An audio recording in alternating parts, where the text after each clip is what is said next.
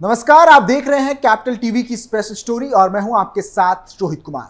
चुनाव नजदीक आते ही सबसे पहले जो खबरें सामने आती हैं वो नेताओं के दल बदल से जुड़ी होती है और बिहार की राजनीति भी इस दल बदल की प्रक्रिया से अछूता नहीं है। बिहार में विधानसभा चुनाव में अभी 1 साल का वक्त बचा है। इससे पहले ही नेताओं का दल बदल शुरू हो गया है। विशेषज्ञों का मानना है कि नेताओं का एक पार्टी छोड़कर दूसरे दल में जाने का सिलसिला आने वाले समय में और भी तेज होगा। राज्य की 2 प्रमुख क्षेत्रीय पार्टियां जनता दल यूनाइटेड यानी कि जेडीयू और राष्ट्रीय जनता दल यानी कि आरजेडी के कई नेता अब तक पाला बदल चुके हैं। ये दोनों ही पार्टियां एक दूसरे के अंदर सेंधमारी करने की कोशिश में जुटी है। वहीं आगामी 2 अक्टूबर को नई पार्टी बनाने की घोषणा करने वाले प्रशांत किशोर के जन सुराज संगठन से भी बड़ी संख्या में नेता जुड़ रहे हैं। इससे सभी प्रमुख पार्टियां और खासकर आरजेडी में खलबली मची हुई है, जिसने सभी दलों की परेशानियां बढ़ाने का काम किया है। तो चलिए इसी खबर पर आज विस्तार से बात करते हैं कैपिटल टीवी की स्पेशल स्टोरी में और जानते हैं कि पीके ने कैसे और किसकी परेशानियां बढ़ाने का काम किया है।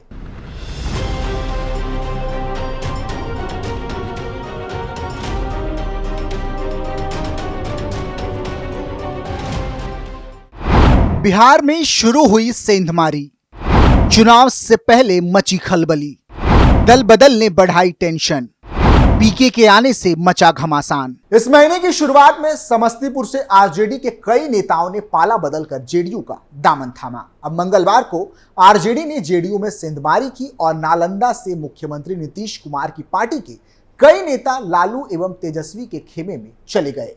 नालंदा सीएम नीतीश का गृह जिला है। यहां जेडीयू के अंदर टूट होने से सियासी गलियारियों में हलचल तेज है।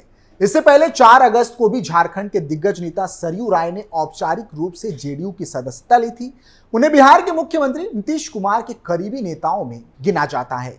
सरयू राय कभी झारखंड में बीजेपी के कद्दावर नेता थे और मंत्री भी रहे, लेकिन बाद में बागी होकर उन्होंने खुद की अलग पार्टी भारतीय जनता मोर्चा बना ली। झारखंड में होने वाले विधानसभा चुनाव से ठीक पहले उन्होंने जेडीयू का दामन थाम लिया है। दूसरी ओर लालू एवं तेजस्वी यादव अपनी पार्टी में टूट से चिंतित हैं। पिछले कुछ दिनों में पार्टी के कई नेता एवं पदाधिकारी आरजेडी छोड़कर प्रशांत किशोर के जन सुराज से जुड़ चुके हैं। आरजेडी प्रदेश अध्यक्ष जगदानंद सिंह ने अपनी पार्टी के नेताओं को सचेत करते हुए जन सुराज से दूर रहने के लिए 2 बार पत्र भी लिखे। जनसुराज बिहार की राजनीति में एक नए विकल्प के तौर पर उभर रहा है। ऐसे में आरजेडी जैसे प्रमुख दलों में टिकट चाहने वाले नेता पीके की ओर आकर्षित हो रहे हैं। जनसुराज बनेगी राजनीतिक पार्टी। पिछले 2 सालों से बिहार में जनसुराज पदयात्रा निकाल रहे चुनावी रणनीतिकार प्रशांत किशोर उर्फ पीके आगामी 2 अक्टूबर को अपने संगठन को राजनीतिक पार्टी में बदलने वाले हैं। जनसुराज बिहार विधानसभा चुनाव में भी सभी 243 सीटों पर लड़ने का ऐलान कर चुकी है। पीके अपने संगठन का तेजी से विस्तार भी कर रहे हैं। जनसुराज का दावा है कि दूसरी पार्टियों के बड़ी संख्या में नेता पीके के अभियान से जुड़ रहे हैं। इससे आरजेडी, बीजेपी, कांग्रेस और जेडीयू में खलबली मच गई है। पिछले हफ्ते पूर्व मंत्री श्याम रजक ने भी आरजेडी छोड़ दी और उनके जेडीयू में शामिल होने की संभावना है। रजक ने अपने राजनीतिक करियर की शुरुआत आरजेडी से की थी, लेकिन बीच में वे जेडीयू में शामिल हो गए थे। हालांकि वे नीतीश के साथ लंबे समय तक नहीं टिके और 2020 के चुनाव से पहले वे लालू यादव के खेमे में वापस लौट गए। अब श्याम रजक ने फिर से लालू का साथ छोड़ दिया है। उनके जल्द ही जेडीयू में शामिल होने की संभावना है। बताते चले कि बीते 2 दशकों से बिहार की सत्ता के केंद्र में रहने वाले जेडीयू अध्यक्ष नीतीश कुमार ने इसी साल महागठबंधन छोड़कर एनडीए में वापसी की थी। बिहार विधानसभा में एनडीए सरकार के फ्लोर टेस्ट के दौरान सीएम नीतीश आरजेडी के कुछ विधायकों को अपने पाले में करने में भी सफल रहे। लोकसभा चुनाव 2024 के बाद मुख्यमंत्री नीतीश कुमार की बिहार एनडीए में अहमियत और बढ़ गई। चुनाव नतीजों के बाद सहयोगी पार्टियों के नेताओं ने मान लिया कि अगले साल होने वाले असेंबली इलेक्शन नीतीश के नेतृत्व में ही लड़ा जाएगा। नीतीश की अनंत सिंह से मुलाकात। हाल ही में AK-47 केस में बरी होकर जेल से बाहर आए बाहुबली नेता अनंत सिंह ने मुख्यमंत्री नीतीश कुमार से मुलाकात की। उनकी पत्नी नीलम देवी ने फ्लोर टेस्ट के दौरान क्रॉस वोटिंग करते हुए एनडीए को वोट दिया था। अनंत सिंह लोकसभा चुनाव के दौरान भी 15 दिनों के लिए पैरोल पर बाहर आए थे और मुंगेर लोकसभा में जेडीयू के ललन सिंह के समर्थन में माहौल बनाया था। दूसरी ओर भाजपा बिहार में अपने संगठन को मजबूत करने की योजना पर काम कर रही है।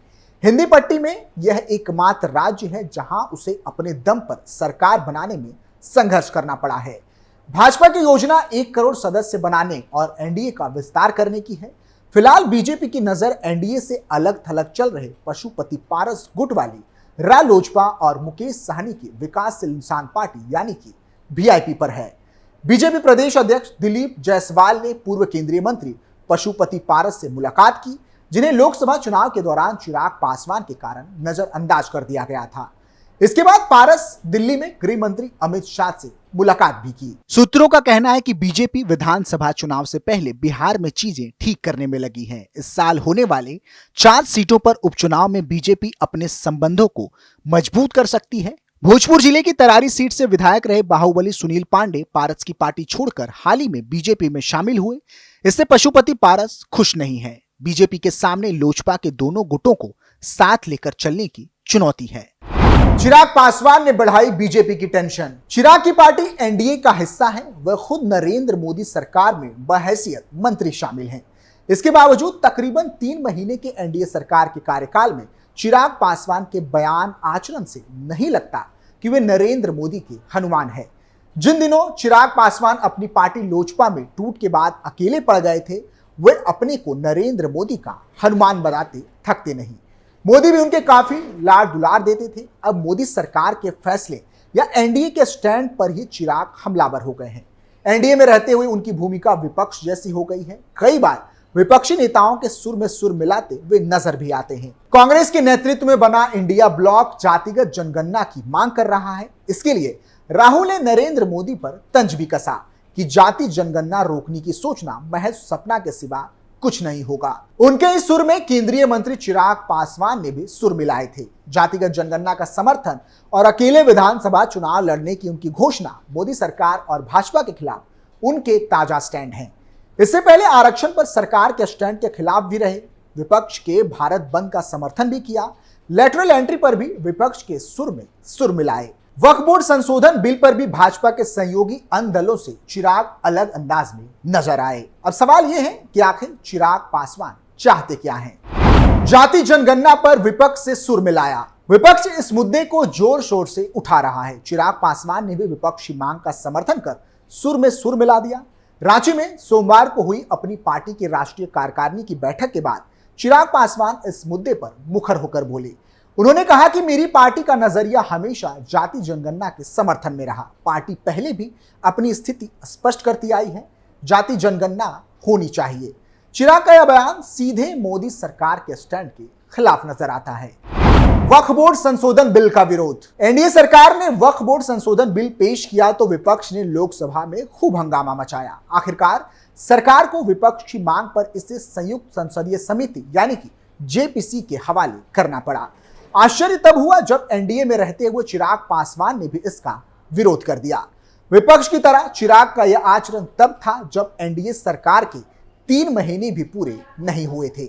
चिराग लगातार ऐसी हरकतें कर रहे हैं जिससे लगता ही नहीं कि वे एनडीए सरकार के मंत्री हैं या विपक्षी गठबंधन के घटक दल के नेता। ऐसे में क्यों लगातार कर रहे हैं, यह तो वे ही बेहतर बता सकते हैं। बीजेपी की चिराग की गतिविधियों पर नजर। ऐसा नहीं है कि भाजपा चिराग के इस बदले हाव भाव से अनजान है। भाजपा ने चिराग को काबू में रखने का प्रयास शुरू कर दिया है। हाल ही में बिहार भाजपा के प्रदेश अध्यक्ष दिलीप जायसवाल ने चिराग के चाचा और लोजपा के दूसरे धड़े के नेता पशुपति कुमार पारस से उनके दफ्तर जाकर मुलाकात की थी। उसी रात चिराग ने अपने सांसदों के साथ बैठक की, यानी कि भाजपा और चिराग के बीच सहमत का खेल शुरू हो गया है। आशंका तो यह भी जताई जा रही है कि जिस तरह पशुपति पारस ने 5 में से 4 सांसदों के साथ चिराग को अकेले छोड़ दिया था, कहीं उसकी पुनरावृत्ति ना हो जाए। अब जैसे जैसे चुनाव नजदीक आएंगे, धीरे धीरे सभी पार्टियां अपने अपने रंग बदलेंगे, जो कि चुनावों के दौरान बड़ी ही आम बात है। फिलहाल के लिए इतना ही। आप देखते रहिए कैपिटल टीवी। नमस्कार।